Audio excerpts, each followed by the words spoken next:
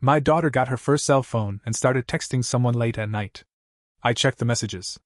At first, they seemed innocent. But then I saw a name saved as Guardian Angel.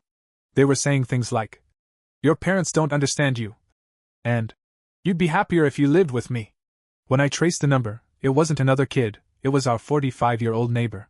I reported it. She denied everything. Then one day, my daughter came home with a backpack filled with clothes and a one-way bus ticket. With a note that said, "You're finally coming home. I'm a single dad. My name's Mike. I live in Bowling Green, Kentucky. My daughter Abby is 13. She's quiet, kind, and a little too trusting for her own good.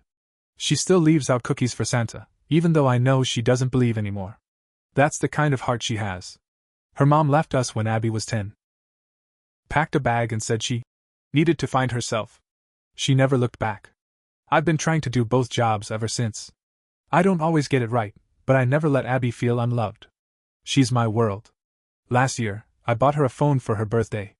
It wasn't anything fancy, just something to text her friends and call me if she needed. I laid down rules. No internet after 9 p.m. No strangers. I checked it once a week. For the first couple of months, everything seemed normal. Mostly texts with her school friends about shows and homework. Some selfies. Some silly group chats. It was fine. Then I started waking up in the middle of the night. I'd hear the faint buzz of a notification or see light under her door.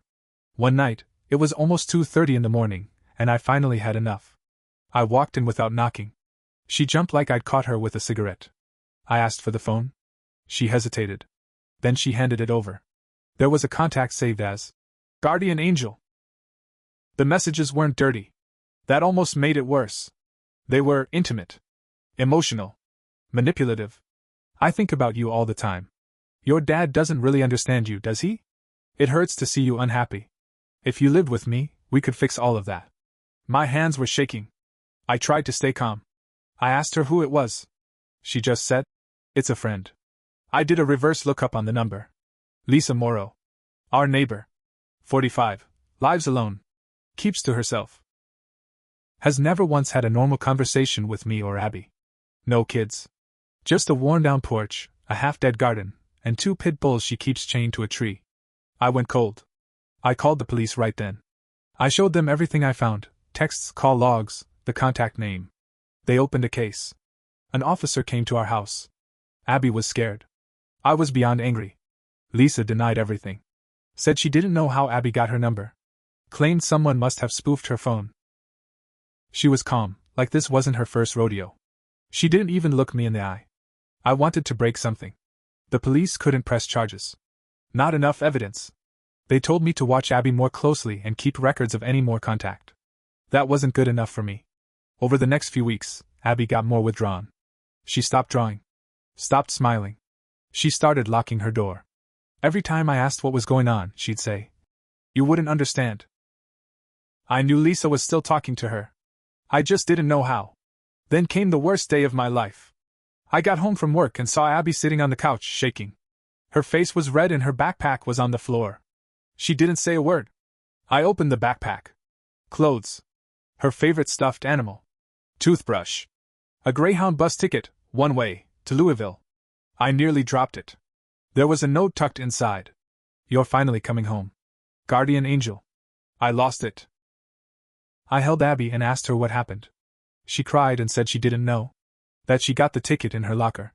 No envelope. Just that note. She swore she hadn't talked to Lisa. But I knew better. That night, I sat on the porch and stared at Lisa's house for hours. I decided right then.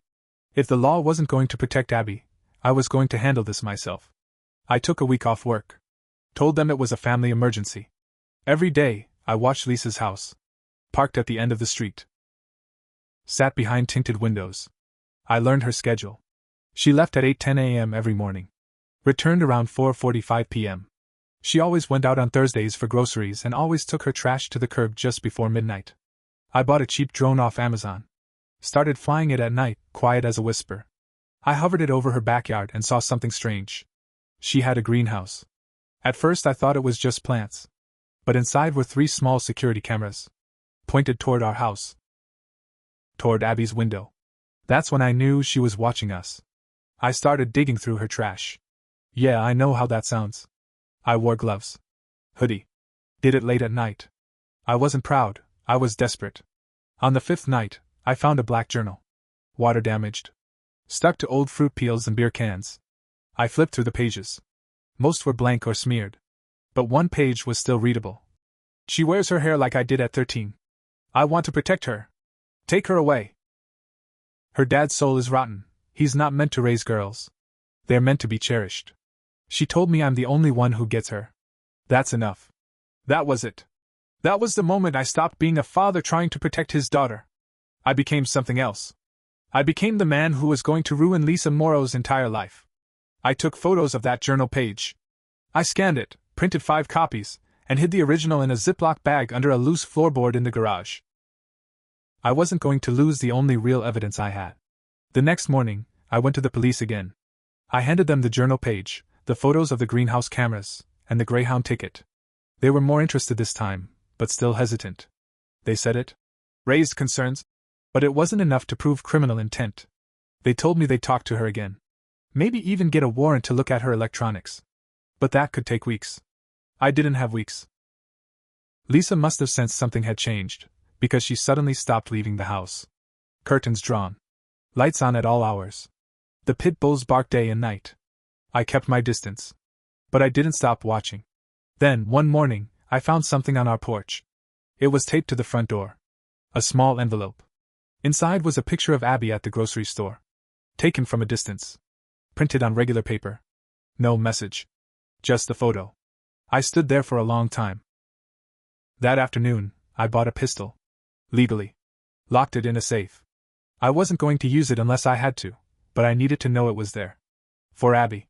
The next twist came from someone I didn't expect. A woman named Heather.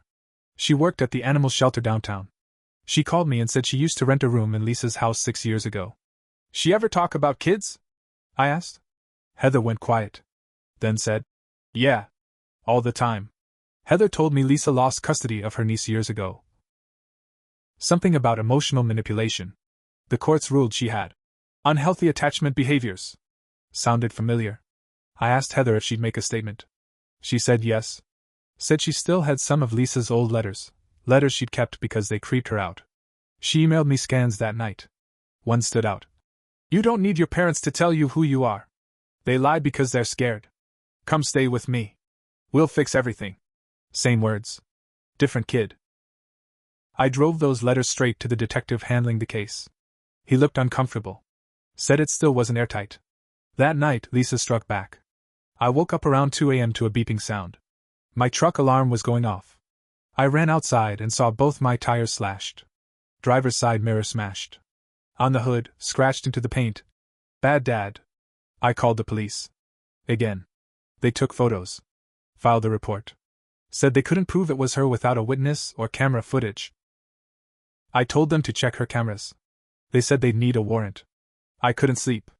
I sat at the kitchen table with the pistol in the drawer and Abby's drawing pad in my hands. She hadn't drawn in weeks. Then she walked in. She said, Dad, I think she's still talking to me. I froze. Abby pulled out a small, pink flip phone from under her bed. Not the one I gave her. A second one. Prepaid. Bare bones. I asked where she got it. She said it was in her locker 2 weeks ago. No note.